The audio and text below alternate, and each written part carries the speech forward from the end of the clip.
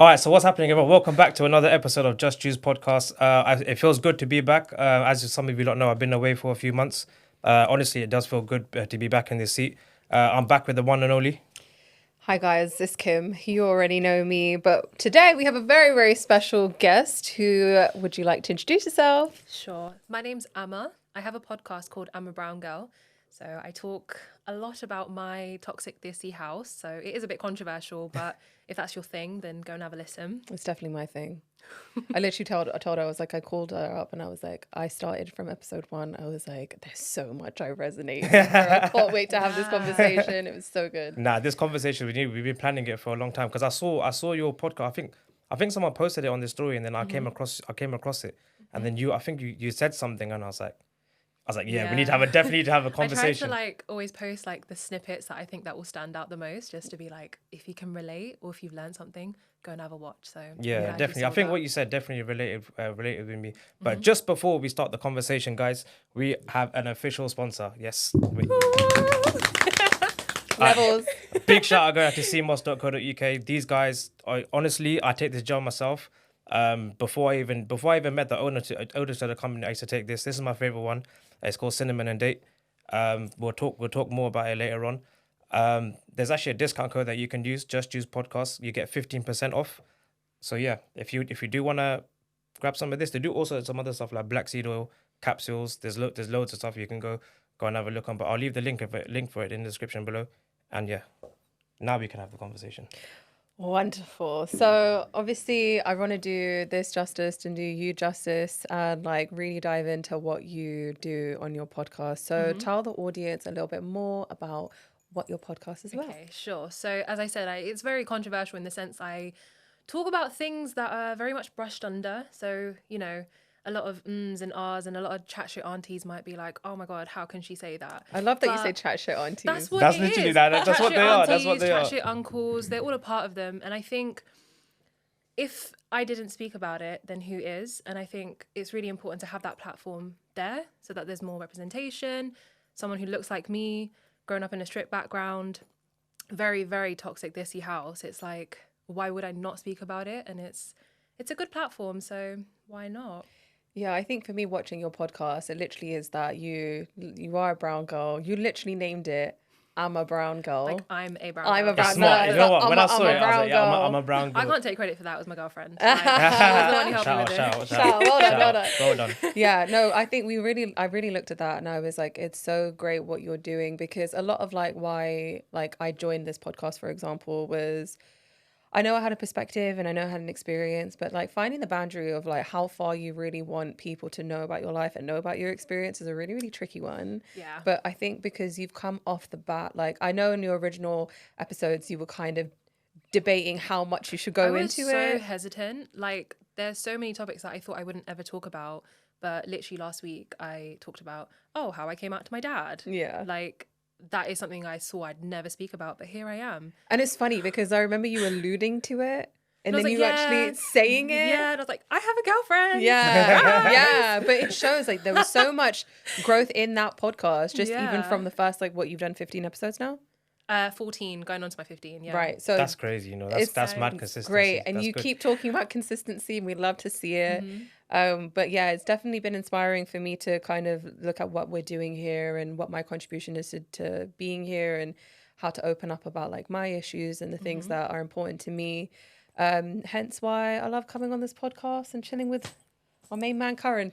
Lovely. Yeah. Actually, one of the questions that we had for this podcast is why we started this podcast. I get asked that question quite a lot. So we'll start with you.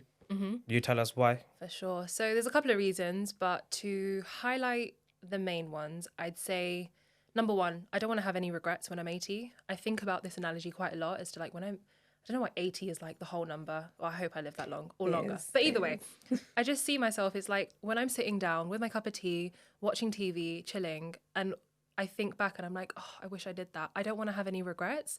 Yeah. And by that age, I'd like to think I just don't care as much. So for me to put this podcast out and be vulnerable, it's okay, I can look back and think, okay, I'm so glad I did that I didn't hold back. And hopefully that inspires other people to speak out about their experience as well. Yeah, and I think also you have a very honest perspective, which, it's very easy to start a podcast. It's very easy to just start talking to people and asking questions, especially if you're just doing it to do it. But when you have like a very specific perspective and you have a voice, a very distinct voice that speaks through personal experience, I just think it makes it that much more like easy to listen to, more relatable. Yeah, like for sure. you can really understand and I can't tell you how many times I've resonated with things that you've said. I did tell you how many times I've resonated with things that you said. I mean, it's honestly definitely the message that I think, or the kind of purpose, your reasoning for why you do it definitely comes across. And I think you reiterate that in your own episodes anyway. And it honestly is very powerful. Thank you. Appreciate it. Yeah. So why do we do this podcast? Can I say what my personal one is first? 100%. Because like, Yeah, I've go been ahead. wanting to say this. Like I'll be ever since I come back. I listen. I'll explain to you like where I've been. Because like obviously I've not released an episode for about a few months now. Yeah. If anything, I'd want to know as well, to bounce off, is what provoked you to think about it?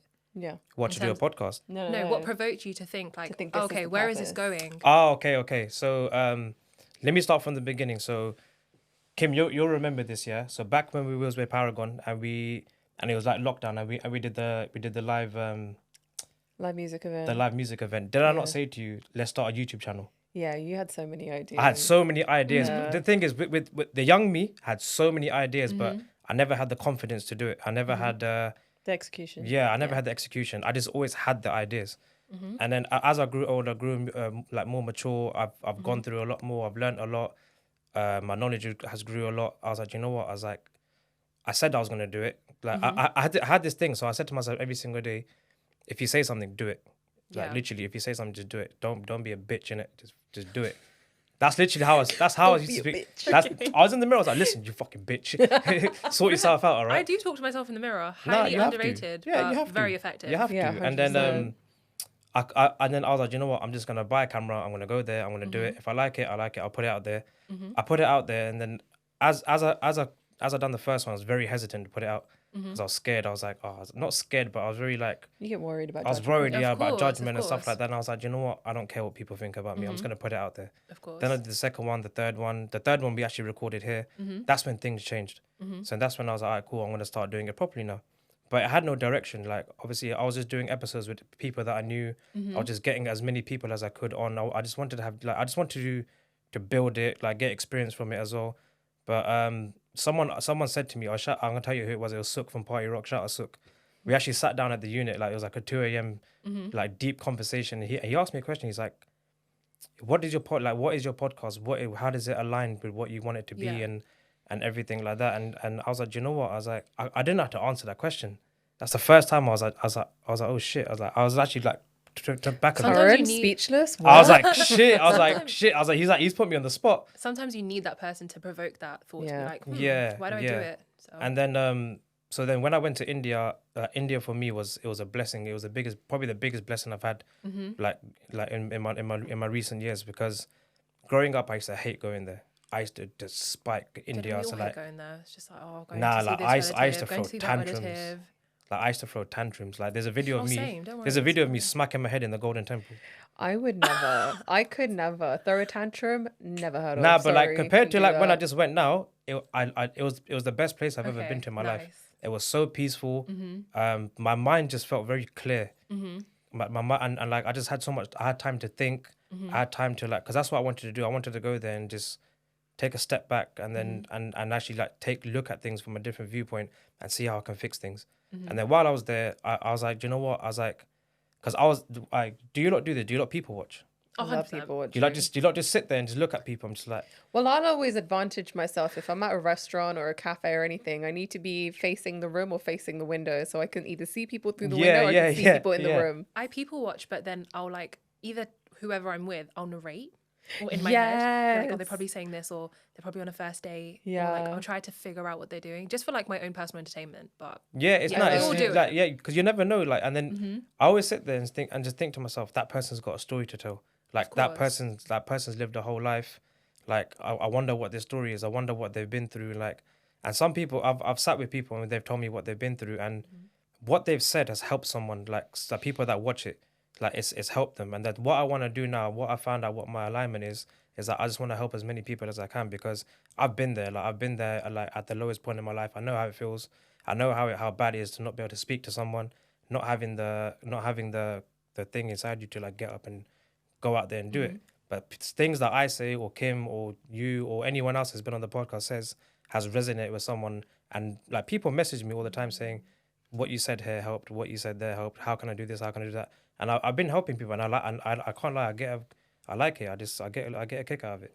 Okay, so I guess we're setting the record straight. We can kind of just be ourselves and talk as deep as we want, right? Yeah. Okay, perfect. It's like No an script open needed mic. then. No. Fine. Oh my God. Did you have a script? I didn't have a script, but like, I just have like Prompts. certain ideas and prompts that I'm like, I really want to mention this point because I know people will be able to relate. Yeah. I'm just like, yeah, I can talk for Listen, a throw as many as you need. Throw what you need, but Throw you know, what you need. it's interesting though, because even like it's funny because the behind the scenes of this podcast is very much me saying like, Karan, what we doing? And he's like, no, just come in, it's fine. We're gonna have a conversation. Like it's Yeah. very. I told let everyone me this. just- I don't Prepare. I don't prepare. I don't sit there on my phone making like shitloads of notes and Yeah. I I'm prepare. gonna say this, I'm gonna say that, I'm gonna say this. Nah. I can sit here and have a whole conversation with anyone like you put in front of me and without looking at my phone. Very good. Nice. I like a bit of preparation, so I feel like in our dynamic, I bring a little bit of structure. I can't lie. hope That's why Kim's yeah, saying it. I bring a bit of Yeah. structure, but also I think, like I was saying to you, do you know when we had conversations on the phone and I was like amazed at the fact that I'd even had that conversation, because I was like, even I'm learning stuff as I'm saying it. I think for me being on a podcast like this, where it's so comfortable, it's such natural, free-flowing conversation. You don't really have to show up as anyone other than yourself, and you're only talking on your own experiences or things that you know. So it's already like negating a very like comfortable environment. Yeah. It's like I'm easing into it. ever so Yeah. slightly. I think I'm a little bit nervous. 'cause, I was like, You know what? nervous when I Everyone first says did that. I said, Can you see it? I always say the first 5 minutes. The first 5 minutes may seem a bit like Yeah. uneasy, I'm but then easing into it. It's yeah, fine. then you you ease start into to it. flow, and then you don't even realize you're recording a podcast. You Yeah. just feel like you're having a conversation. Like my Yeah. first 2 ones, sometimes I hear myself back and I'm like, bitch, why did I sound like that? Like I could just tell I was putting on something because I wanted to be like some sort of presentable in some way. But then as time's gone on, who cares? Like just do what you want to do. Question: Do you feel like we say we get too personal? No. What is too personal? No. Like, Cause have you think it's too listened to my personal? podcast? Put it this way. No. I'll give you an example. I'll give an example of what I mean by it. Yeah. So I was speaking to someone, yeah, and that person watched all my podcasts from 1 till 9, yeah, Yeah. and then their reply to me was, "I know you inside out." No one's gonna know you inside out. I'm not gonna lie. Like I know you've been very cautious about how much you do say, and it's funny because Yeah, people sometimes may I'm not as think, well. yeah, sometimes I'm not. But people may think they know you, but you're only talking on a topic, or you're only talking on a subject. You're not talking on who you are as a person. We may bring up small things or big things about our life, and like may go into little depths of them. But it's 20. How old are you now? 28. 28 years of your life. You was at my birthday, bro. Oh, you're right. I'm so sorry. To be fair, I forgive you right. because no one remembers my birthday. Yeah, it was it's good. fair It enough. was a lot of fun. But It like was a lot of fun. 28 years of your life, and you're probably touching on maybe 2% of it. Someone may think they know you, but even them saying that shows how much they don't know Yeah, you. facts. Exactly. Yeah, 100%. So, 100%. you I know, agree with respect to that girl, but also try again. that. I didn't say it was a girl, by the way. Oh, is it a guy? Nah, it was a girl. Because if it's a guy, it's weird. Yeah. Seriously. Huh?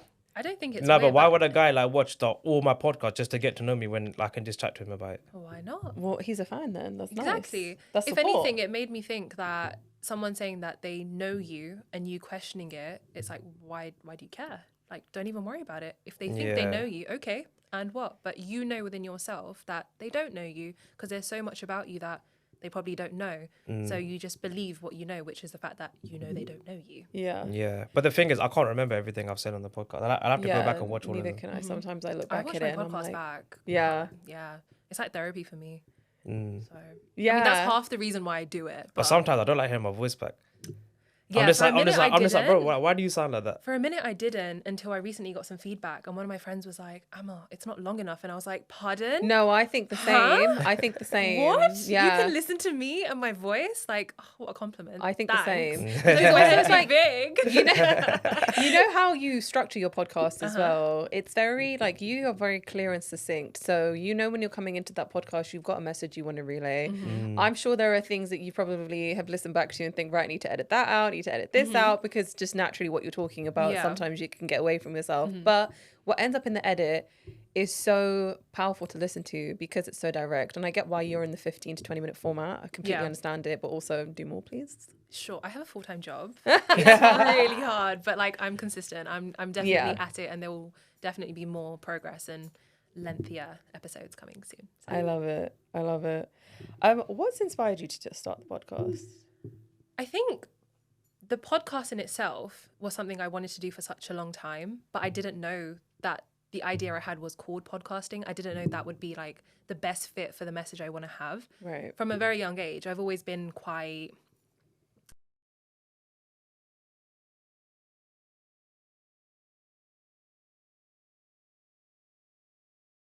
towards like my parents, and I always thought like I want to be on a platform where I can inspire other people, and I want to talk about my story. I want to put it out there. I want people to know what I go through because I know I'm not alone.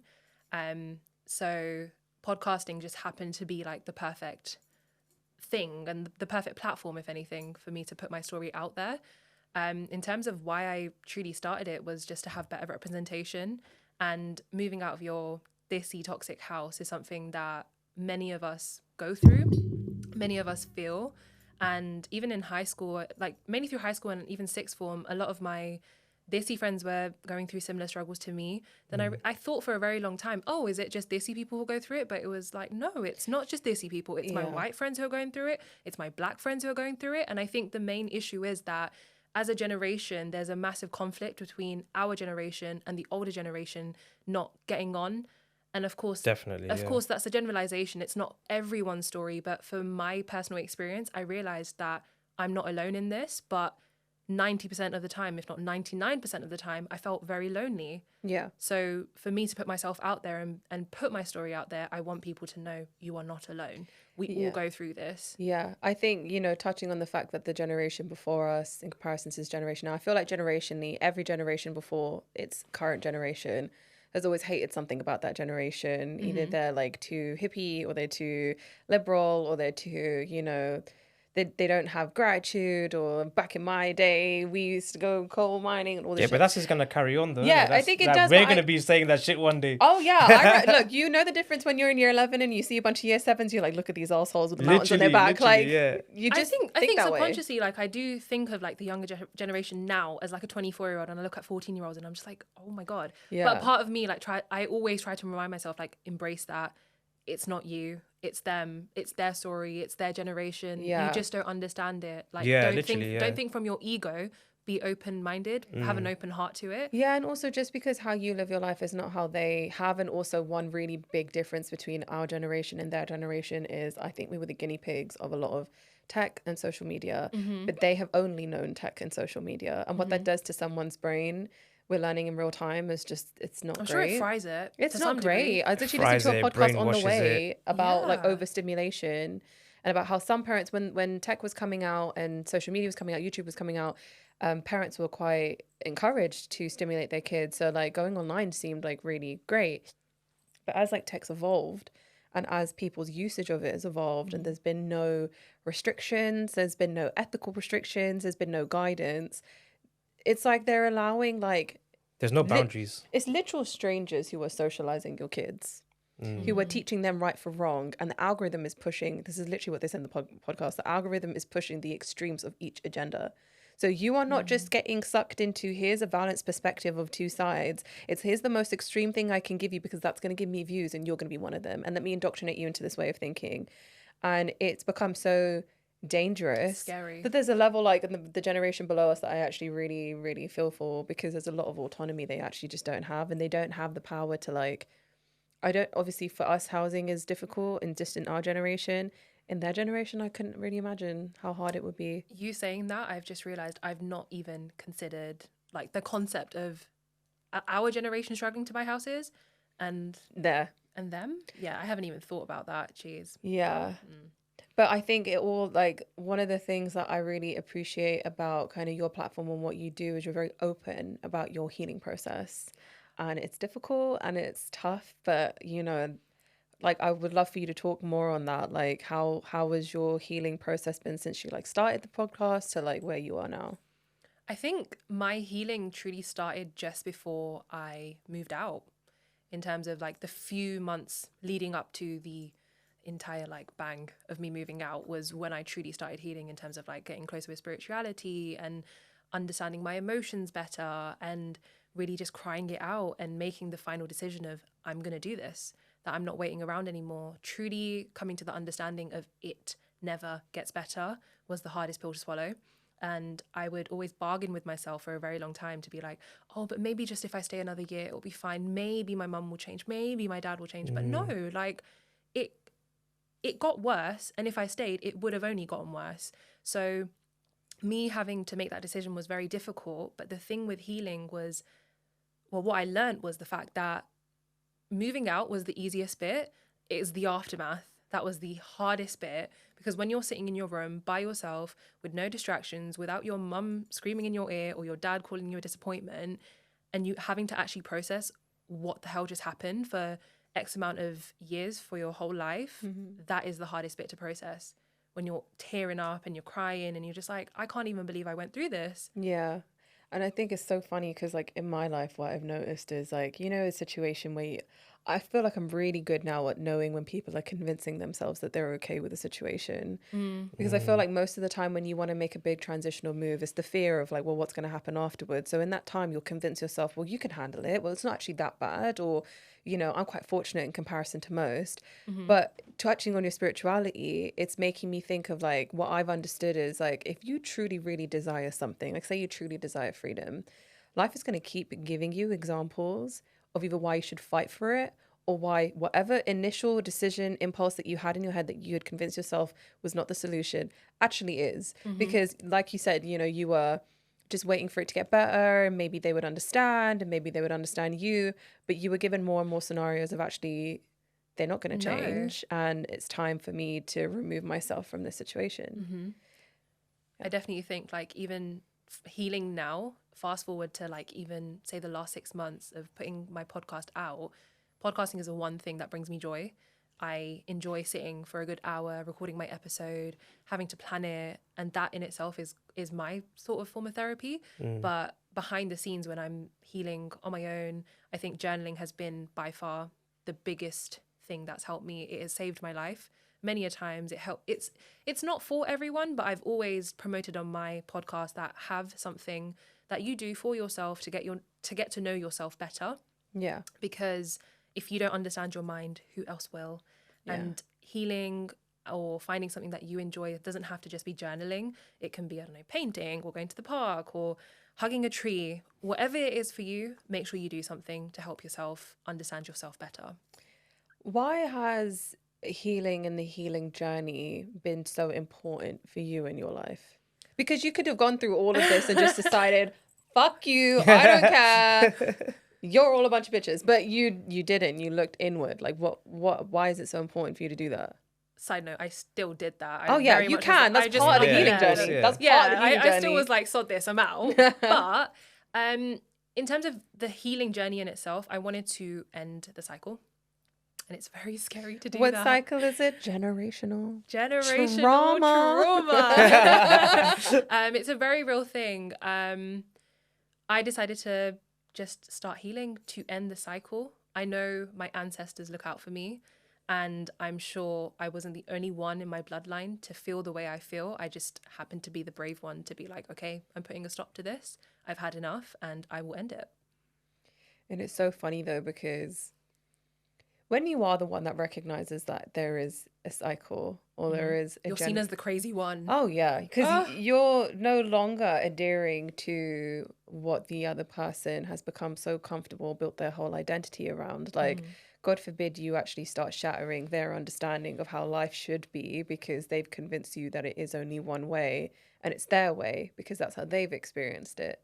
And I think it's so interesting how difficult the healing journey becomes, not because you can't actually fathom your own healing, but because you can't fathom how other people around you can't see it.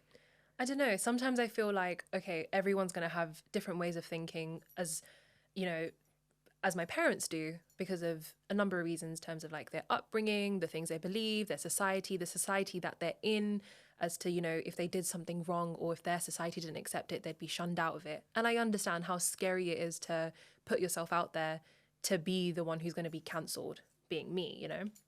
But at the same time, I just can't imagine my life living it as to what my parents wanted. Right. I'd rather just live authentically. And healing is never linear, as we all know. It's always up and down. You know, struggle.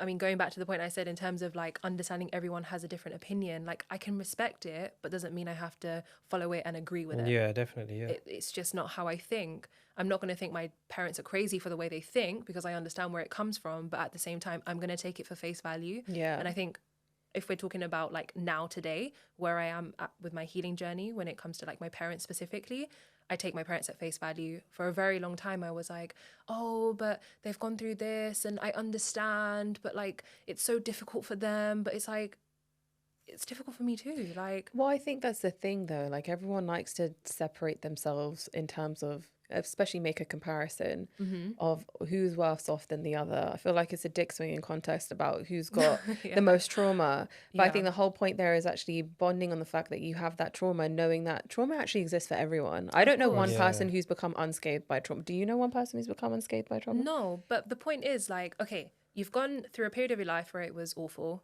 I understand that. We all go through awful things, but at what point are you going to make the changes? Are you Right. going to heal from it? Are you going to grow? Are you going to do better for yourself? Or are you just going to continue the cycle? Yeah. So, Well, a lot of that I think is about accountability. In order for you to have accountability, you have to understand where you've been responsible for your own demise.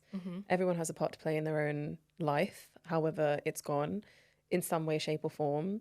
But that it allows you to understand also how much power you have to change it, and also to influence your environment and your perspective and the people around you, and hope that, you know, you're going to feel confident and powerful enough to, like, I mean, you've already done it. You've made the move. Like, you seem, but it's not easy. it's To not. be Do you clear, know? I Do you know? know. Do you know? To break that cycle, yeah, you have to go to war with your mind. Yeah. Oh, You have to honestly, go to war perfectly with your said, mind. really. Like, even though I'm sitting here and I'm saying, yeah, I've done this and I've moved out and I've healed and like I'm still healing and I've said this to my parents and I see my parents for what they are, like, it's still really hard. Yeah. There are days that I still cry. Yeah. Like, Oh, it's not 100%, It's easy. yeah. painful, because I think if you're like me, if you had the choice, you wouldn't want to be treating them this way. No. You wouldn't want to feel this way Do you towards your think I family. choose to pay rent? Yeah. No, I don't like paying rent. But Yeah. for my mental peace, you could not pay me enough money to go back. Yeah. No chance. No way. So I will forever rather choose paying rent for my mental peace, to have my own space, to grow how I want, separate from my parents, because it just doesn't work. And that dynamic will never be for me. Well, talking on the topic of healing in general, what do you do to heal? Or what have you done to heal? Gym. Okay. Like the gym saved my life. Like that thing when I said like I looked at myself in the mirror and called myself a bitch, I wasn't joking. Like literally, like I was so like out of shape. I was just in a mad place in my life. I had no purpose. Like, cause like I hit such a like a spiral, like a down spiral. Like I didn't know what to do next. I was like, what am I gonna do? Like I spoke about this little bit in the chat. I'm not gonna mention it, but you don't know where that happened. It is funny though. I can't lie. No. It's funny. Oh, We're keeping it private. We're keeping shit. it private. CMOS, bye. Yeah. But nah. So like when I say to you that you have to go to war with your mind, that is literally what I did. I battled all my demons in the gym. Like anything I'll think about, I'll do it in the gym. And I actually got a tattoo. So this tattoo here represents what I went to war with. So that represents my brain. It's a sword. It's like a Beautiful katana. tattoo. Yeah. So what were you healing from? Like, what do you think you were healing from? You don't have to like say specifically like who it was and what had happened, but I've said it multiple times on the podcast before. Like it was a mad heartbreak. It was a crazy heartbreak because I've never experienced love like that before in my life. It was a brand new love. Like obviously, like because you're experiencing new things, it's different. And it got to a point where it did get really serious. I was gonna get down on the knee, you know, do all that, the ring and shit and all that bullshit. I was gonna do all that, and then that's it. All that bullshit. It's not bullshit. Bro, I It's literally, not bullshit, bro. but- Let me tell you a funny story. Actually, yeah, I took her to the place where I was gonna do it, and I made her wait in the car downstairs. I was like, listen, I need to go somewhere in London. I need to go see someone. I'll be back in like 20 minutes. I literally went up there. I looked at the place. I was like, yeah, cool, this is sick. I was planning it. I went back down. I was like, cool, let's go and get some food. But see it like this. You're just, well, I see it like this anyways, but maybe you might be able to resonate. You're just a vessel having a humanly experience. So the amount of love you gave to this person who was the wrong person, imagine how much love you're going to give to the right person. Exactly. So it's Yeah. fine. I completely It's agree fine, with it's that. fine. I completely agree with that. But at the time, I had a very childish mind as well. I was just like I was a people pleaser as well. How old were you at that point, roughly, if you don't mind sharing? You're mid-20s. Nah, when I met her, I was 22. Okay. Really? Yeah, I was 22. Yeah. Okay.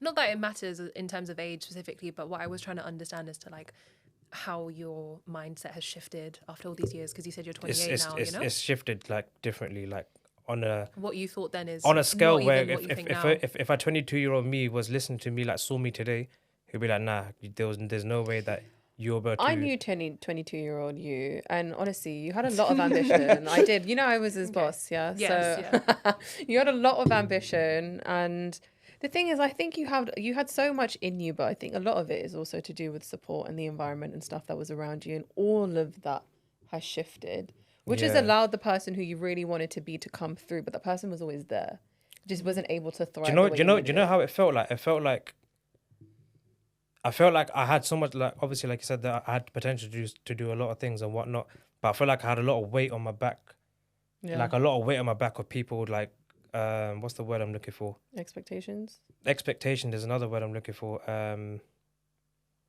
Shit, man, I'm not good with the dictionary words. Thesaurus. We need a thesaurus in here. What's the word when like? Okay, let's go with expectations. Yeah, so people have expectations of like what I need to do and whatnot, and people will put me down. Hey, like there you go. People will put me down. What's the word? There's a word for it when people put you down. Degrade you. Jealousy or Yeah, that we'll go with that one. Degrade. Yeah, like Okay. and then when people did that, like it hurt. Like it hurt me, and it made me believe like, you know what, maybe I can't do it. Like maybe I'm just not meant to do it. Blah blah blah. But then one by one, like when I started separating myself from these certain people and whatnot, like the weight just started like slowly getting lifted off my back. And then once I left everything and like I was like, all right, cool, I can see everything clearly now. That's when I was like, I'm gonna go for it. And that's when the journey began. those people served a purpose for you at that specific time, and now that you've grown Yeah. up, you've got a different Yeah, circle. I I'm really wish I assuming, knew so- about energy and auras and stuff back then, because then I would have known straight away. But I'm not supposed to be sitting in this room. Like fuck these lot. Trust your gut instinct. For sure. That's what I learned to do a lot as well. Like we had this conversation with Dipesh. This guy Dipesh, he's an amazing guy to speak to. Shout out to Pesh. Shout out Dipesh. He's an amazing guy to amazing, speak to. so But good. we spoke about intuition. Yeah, and he asked me a question. He's like, how do you know when to trust your intuition? And I said to him that I get a feeling like here, and he told me that yeah, that's your chakra. And then obviously like, I've studied my chakras as well. I was like, yeah, I was like, that's one of the chakras. Like when I get that feeling, It's your heart chakra. yeah, the heart chakra. But then he's like, there's also an ego, the ego, Solar plex. So you need to be able to know the difference between your true intuition. Oh yeah, and and your the ego negative and the feedback negative. loop. Yeah. Because your yeah. intuition works in two ways. There's a good and there's always a bad. Yeah. So sometimes your intuition might be telling you the wrong thing, but you need to know yourself well enough to know the feeling, whether to trust it or not. Well, your intuition works off of what you feed it. Like if you look at it as a database, say it's like an AI algorithm, it's only literally going to pick up what it is you feed into that algorithm. Yeah. So if you're giving it a perspective of perpetual like paranoia or insecurity or fear or any of that, what you actually think is your gut is your body's nervous system confirming your fear and almost kind of making that reality, because Yeah. it's only And it trying to manifests. identify what it is you were trying to feed that perspective. And you know what, for a really long time I didn't think I could trust my gut, because I was like, what's my actual gut feeling and what am I trying to convince myself of? And I was very confused about how I was understanding my anxiety and how I was understanding assurance. And I kind of linked the anxiety with the assurance to convince myself whatever I had intuitively felt was wrong, until I told myself to shut the fuck up. I eliminated that one link that I made, which it was a great technique that I learned from CBT, cognitive behavioral therapy. It's really good.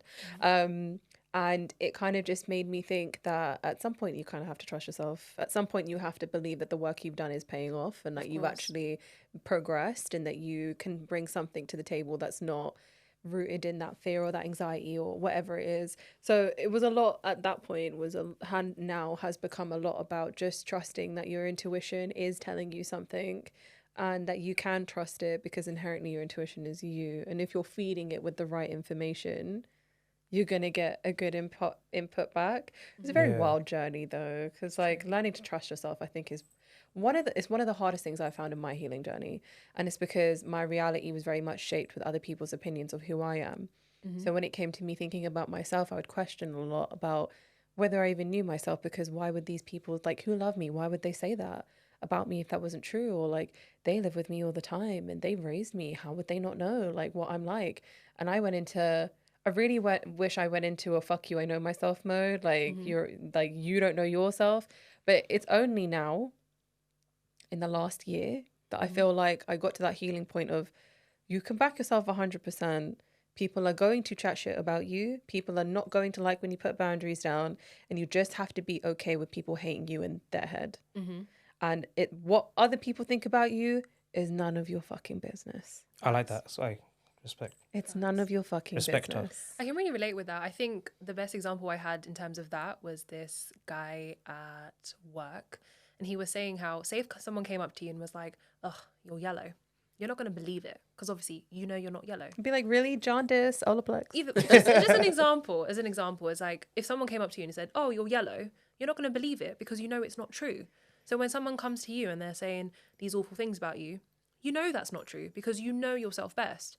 But so I think who on earth is, you know, righteous to say that about you because you know that's not true. I think what makes it worse though is like when you've been conditioned a certain type of way, and it's not just anybody saying it to you, it's your primary caregivers or it's your True, it hurts more when it's the your mum or people dad. you Oh love. my God. Not like even like your siblings or people that you respect and that you care about. Like you don't. I honestly, I must have been some really naive kid, but when someone would do something mean, like even if they were just bullies, in my head I'd be like, why would you want to do that? Like, why do you want to hurt people? Like, why would you, like when I'd see like family members argue about something, you know, the one thing that perplexed me the most is that like your sibling can be jealous of you.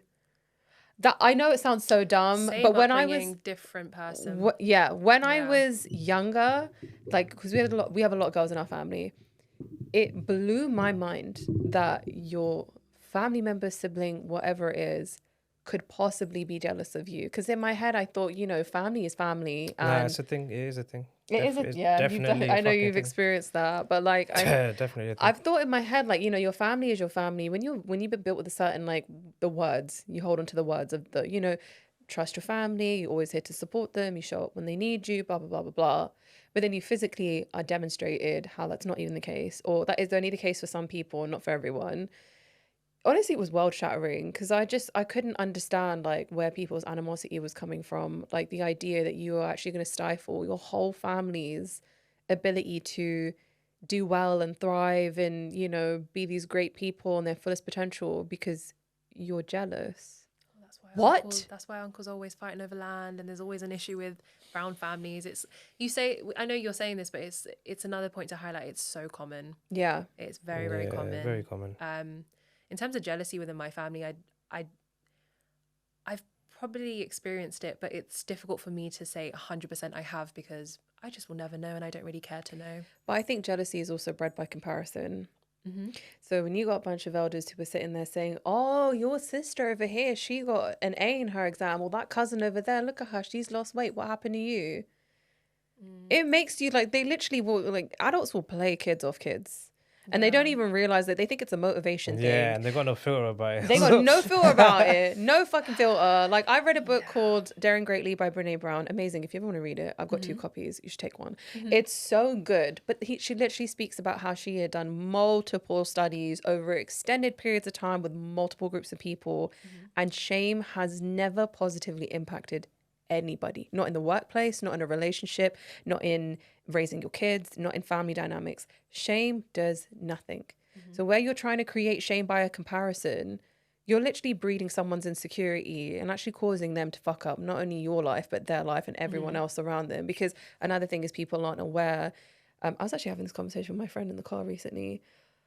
The level that you heal yourself directly impacts the healing of the environment around you. Because if you're unhealed and you've been through a lot of shit and you know, just by nature, you react and you have terrible reactions to things that happen, they affect people around you, and they don't just affect them in the moment.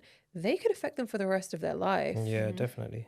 It becomes like a real pivotal thing. Like my dad shouting when I was a kid, for example, to him, he's just shouting. He always heard shouting as a kid. My granddad shouts. Like, that's where he got it from.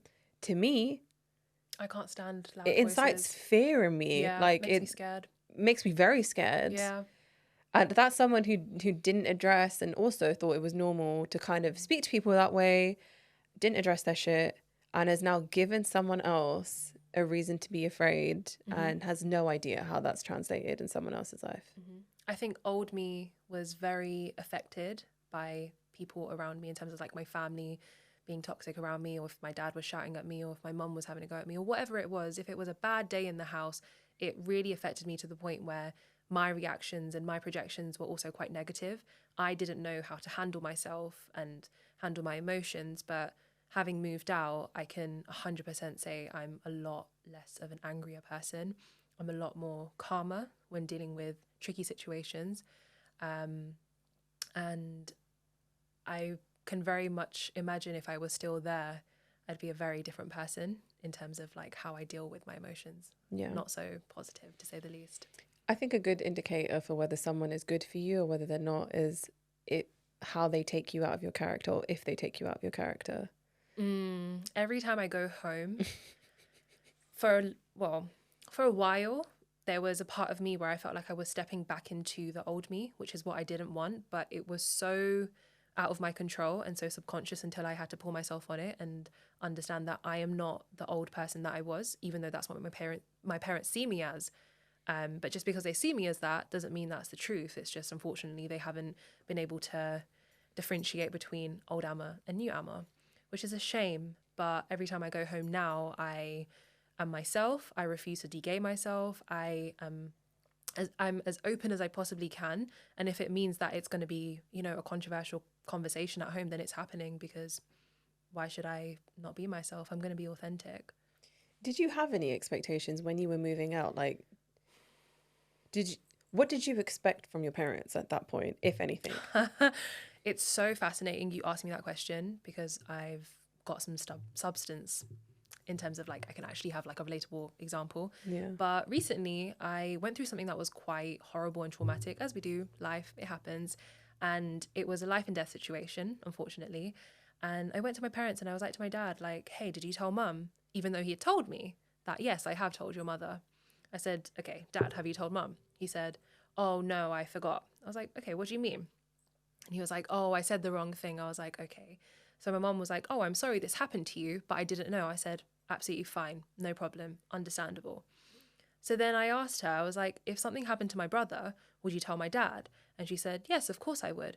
But my brother still lives at home, so he's got more rights than you, is what she was insinuating, which I know it sounds really awful, but that is genuinely my life. And what? Yeah, I know, it's crazy. So it made me really realize that, wow, I have to take my parents at face value. And I know you're laughing, but it's like... No, I'm laughing because I'm triggered. Like, that really what? Triggered, yeah. Sorry to any viewers, like maybe trigger warning, but like it made me realize that, okay, as much as I'd like to believe my parents to be something else, because I understand what they've gone through, I just have to take it as face value, because if I don't, I'm just hurting myself. And in terms of the expectations I had from them was just that they'd be there for me if I was in a situation where I needed them.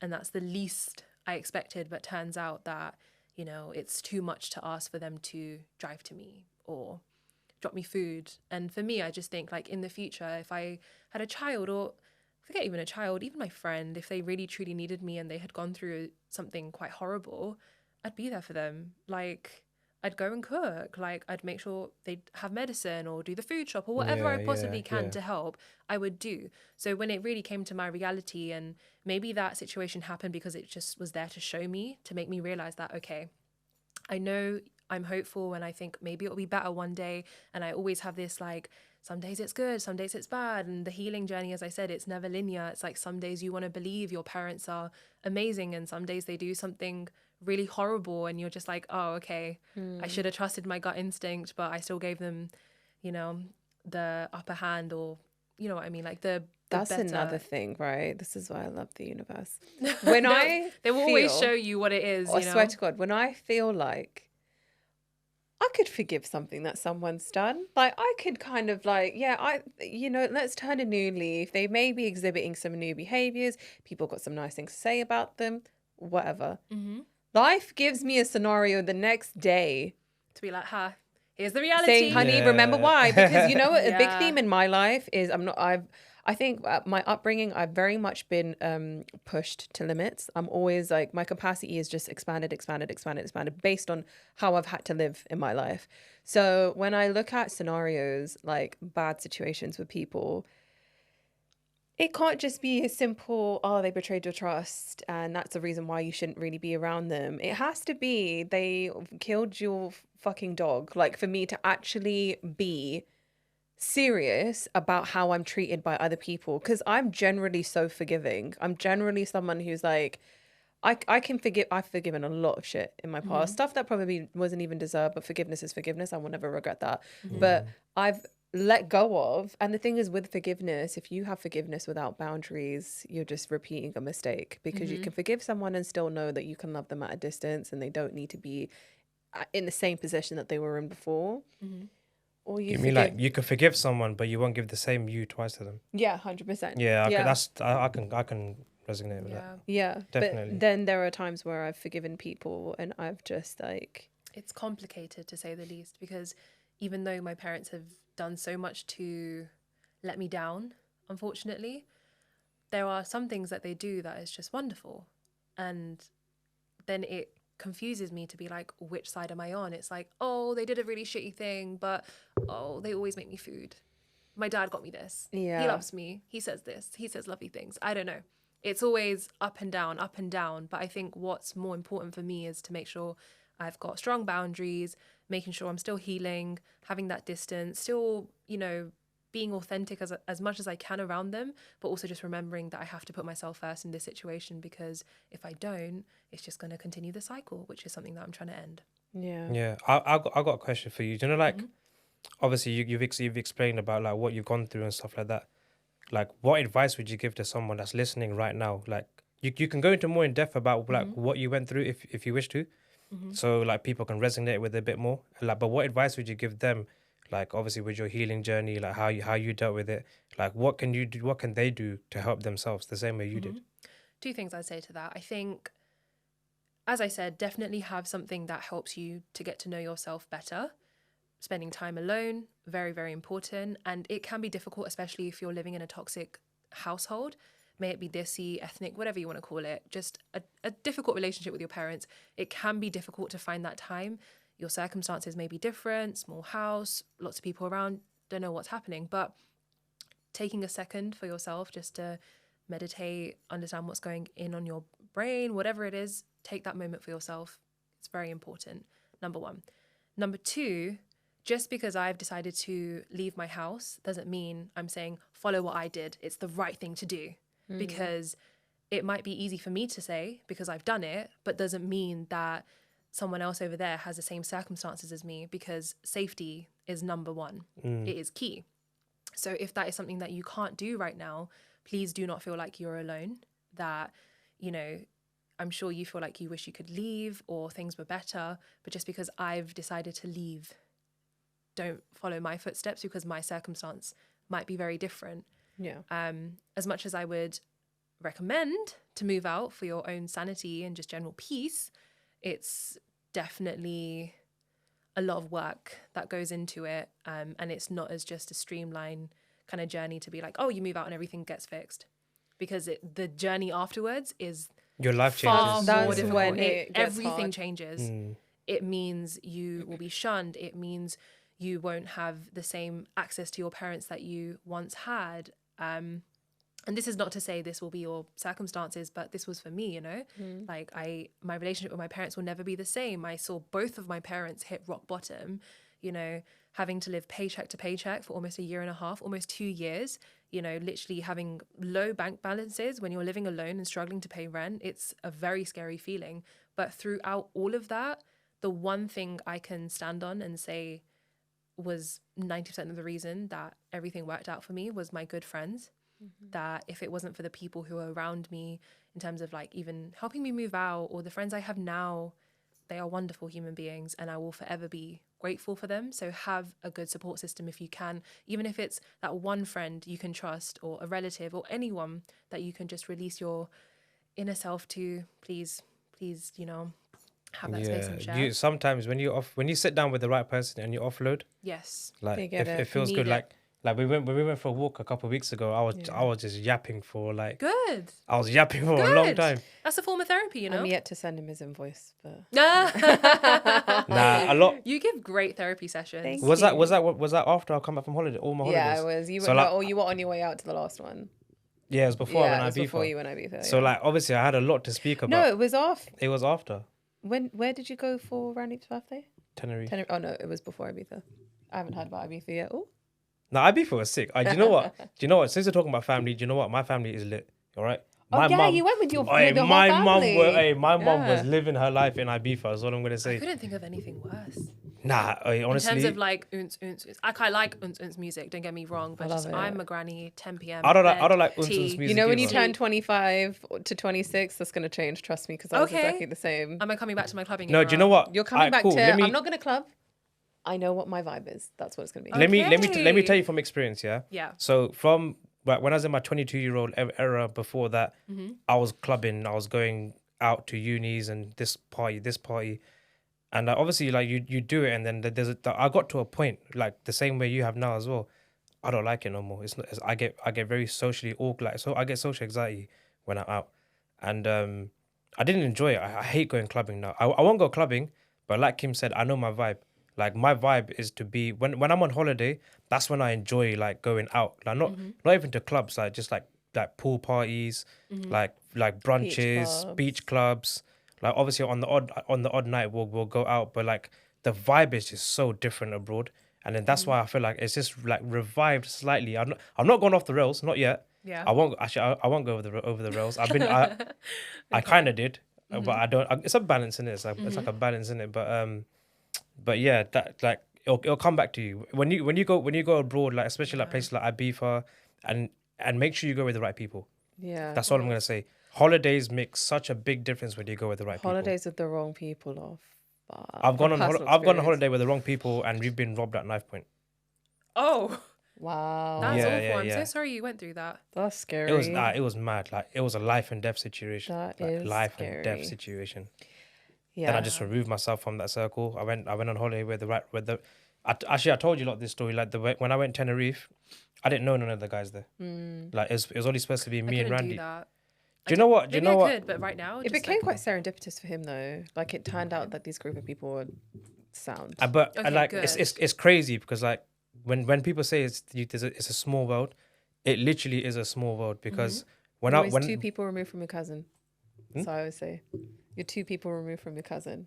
2 people removed from my cousin. From your cousin, yeah. Like you're 2 people Especially if you're removed busy. from like. Oh your- yeah. Okay, yeah. everyone knows everyone. No, but they Well, weren't Indian. Not all of them were Indian. No, it's a saying. I've never heard that saying.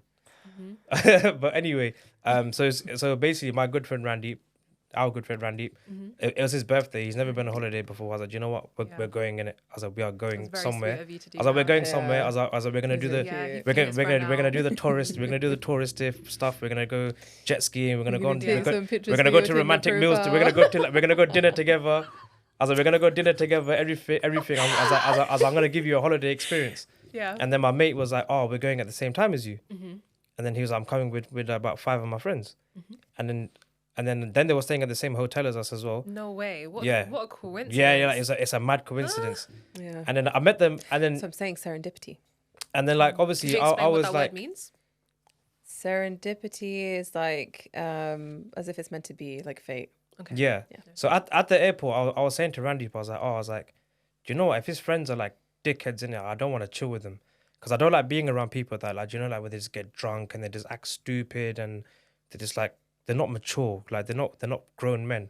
I like to chill with grown men. I don't like to chill with kids like childish people. I don't think it's a maturity thing. Don't It's take just, that it's the wrong just, way. maybe it's just not your vibe. That's fine. Like Yeah. maybe they felt the same as well. Like I'm sure. No. everyone has So that. that's what I assumed. I assumed that they're gonna be like that. And then when I met them, I met them at the airport, shook all the hands. I was like, all right, cool. I was just trying to read them, just trying to get the energy off them and whatnot. Then when we landed there, we all went out together on the same night. All of our rooms were opposite each other. So we went out that same night. So I found out that one guy there actually owns the CMOS company. That's how I met him. And I even said to him, bro, I've been taking your CMOS like for months now. CMOS is life. So that's the connection that's the connection that I've got him. Oh, by the way, buy some CMOS. CMOS.co.uk. Use JustJuice Podcast as the code, you know, the link in the description, all that. 15% off. 15% off. And another guy that I met out there, one of my close friends, he passed away a couple of years ago. R.I.P. Taran. So I was speaking to this guy on the balcony because he was into bikes, and so was my friend. And then I said to him, I was like, my friend used to have a Green Ninja, a Kawasaki bike. And he's like, oh, his name wasn't Taran, was it, by any chance? I was like, yeah, it was. And he's like, I taught him how to be a mechanic. Serendipity. That's what I mean. He said Like, to me, meant this is be. like 8 o'clock in the morning on the balcony. Once we've come out from a night out, we're all like just watching the sunrise. We're just chilling, listening to music. And he said to me, he's like, I taught him how to be a mechanic. And he was showing me pictures of him, like my mate being young, him learning how to be a mechanic and stuff. And I was like, shit. I was like, we're in Tenerife together. Yeah. And then like a few other guys, I had a connection with them. And then overall, after that night, we all just became close. Nice. And it was probably like one of the best experiences I've had like on a lad's holiday. It was amazing. I think I've had that experience with you, like when we had our first phone call. Stop it, really? Have you ever had, Really? like, you know, when you have random conversations with people and you feel like it's the universe talking through them?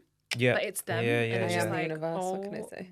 It's just like, oh my God, like I really resonate with this person and it's beautiful. So it's good you were able to relate with those people and have a good time in the end. So it was amazing. I'm glad that I met them. I'm very if I didn't meet them, this wouldn't happen. yeah. Very true.